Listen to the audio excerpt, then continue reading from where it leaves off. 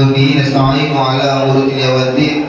Qala rabbi ishrah li sadri wa yassir li amri wahlul 'uqdatam min lisani yafqahu qawli. Amma ba'd. Yang saya hormati hadratul muhtaramin wal muhtaramin, para alim, para ulama, para tokoh masyarakat, wabil khusus Andre Guluta Bapak Najamuddin selaku pimpinan tertinggi kita. Kalau dari eksekutif beliau ya, Pak RT. Yang saya hormati bagian keamanan. Kok nggak Bapak Asman, pokoknya ciri khas kalau di ketika sahur pasti bahasanya sur gitu, ada ciri khas khusus gitu. Tanpa beliau musola ini nggak akan ramai ya. Yang saya hormati wakil ketua, ini luar biasa beliau wakil ketua kita Pak Gofur. Nanti untuk ketua selanjutnya akan dilakukan Pak Kasbul katanya. Gimana, setuju ya? Pertama, marilah kita bersama-sama mengajarkan puja dan syukur kehadirat Allah Subhanahu wa Ta'ala, karena berkat ridho taufik hidayahnya kita semua digerakkan oleh Allah, diberikan kesempatan oleh Allah untuk hadir di musola ini dalam rangka rutinitas kita di bulan Ramadan, yaitu sholat tarawih berjamaah. Semoga kita semua bisa istiqomah hingga malam ke-30. Amin ya rabbal alamin. Shalawat serta salam terhaturkan kepada junjungan kita Nabi besar Muhammad Sallallahu Alaihi Wasallam. Semoga kelak kita semua mendapatkan syafaatnya. Amin ya rabbal alamin. Bapak, Ibu, hadirin rahimakumullah. Kalau kita melihat pada masa-masa zaman modern ini, banyak anak-anak kita, saudara kita, famili kita, keluarga terdekat kita, pentingnya pendidikan. Kenapa saya bilang penting? Karena bekal ketika dia dewasa pasti membutuhkan pendidikan. Ketika kita masuk ke alam akhirat juga perlu pendidikan. Jadi pendidikan itu sangat perlu, bahkan diwajibkan ya, wajib bagi muslim muslimat untuk menuntut ilmu. Thalabul ilmi fardhatun ala kulli muslimin wal muslimat. Jadi pendidikan itu sangat wajib. Maka menurut Auguste Comte itu seorang profesor, seorang penemu dari Pakistan. Itu interaksi anak, beradaptasi anak itu melalui ketika di rumah sendiri. Jadi ada 3 unsur dalam proses pendidikan, yaitu yang pertama dari keluarga terkecil, anak, bapak, ibu, adik, anak. Kalau ini bisa terbentuk, insya Allah nanti di sekolah, di masyarakat akan terbentuk. Karena pendidikan paling utama membentuk karakter anak itu di keluarga terkecil. Bagaimana membentuknya, Bapak Ibu? Ketika bapak atau ibu mendidik anaknya, menyuruh enak kalian sholat aja kamu sholat, tapi bapak dan ibunya masih tidur. Gimana kalau membentuk anak? Karena Nabi juga mengajarkan kepada kita untuk teladan.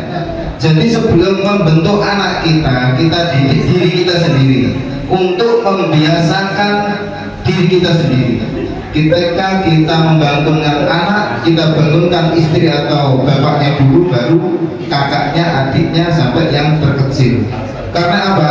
Itu akan, memori anak itu akan terbentuk di situ. Ketika bapaknya ke mushola atau ibunya ke mushola, anaknya akan terbawa. Jangan anaknya dulu ke mushola, bapaknya kembali tidur. Nah, akhirnya anak acuh pada orang tua. Akhirnya yang diidolakan anak itu bukan orang tua, akhirnya ke temannya. Nah, pada pendidikan yang terpenting itu adalah keluarga kecil kita. Nah, kita sebagai orang tua, karena aset terbesar kita sampai dunia akhir itu anak. Karena tanpa adanya anak, kita nanti akan siapa yang doakan? Makanya kalau ada anak siapa atau ponakan kita didik, kita akan ingat. Kalau ponakan kita didik, kita minimal menanamkan karakter, kita membentuk anak itu supaya mengikuti alurnya. Oh, nanti kita akan mendoakan ponakan saya, akan mendoakan saya. Nah, kita pupuk dari sekarang. Nanti selamanya dia akan ingat. Kemudian dari unsur yang kedua, pendidikan karakter anak itu melalui sekolah. Sekolah itu juga sebagai pilihan ya. Ada sekolah umum, ada sekolah agama, ada pondok pesantren, itu sebuah pilihan. Jadi untuk membentuk unsur kedua itu dari sekolah, lembaga pendidikan. Kalau kita mungkin repot untuk mendidik anak ketika sudah lulus SD atau MI, taruh di pondok pesantren. Karena sebagai orang tua kadang sulit untuk mengontrol anak, apalagi anak semasa-masa SMP ya, masa SMP, SMA itu anak susah untuk dikendalikan. Kalau anak masih kecil dari 0 sampai 7-8 tahun masih kita bentak, masih kita marahin, masih ngikutin. Tapi kalau sudah 9 tahun sampai ke atas SMA, anak itu nggak mungkin kita bentak, kita marahin, itu nggak akan mental, akan menolak, kontra, karena dia mencari jati diri. Nah, bagaimana caranya? Itu tadi melalui pihak ketiga, yaitu melalui sekolah atau pesantren. Itu yang membentuk. Seperti contoh, kalau kita marahi anak, kalau ketika anak itu sudah umur 9 tahun, 10 tahun, kita marahi, paling dia hanya mengikuti atau mengikuti bapaknya ketika dia ada bapaknya. Akan tetapi ketika bapak ibunya sudah tidak ada, lewat semua itu. Wis karakter aslinya terbentuk di sini. Nah, itu yang terpenting. Sulit untuk membentuk anak ketika sudah dewasa. Loh, bagaimana caranya? Di dalam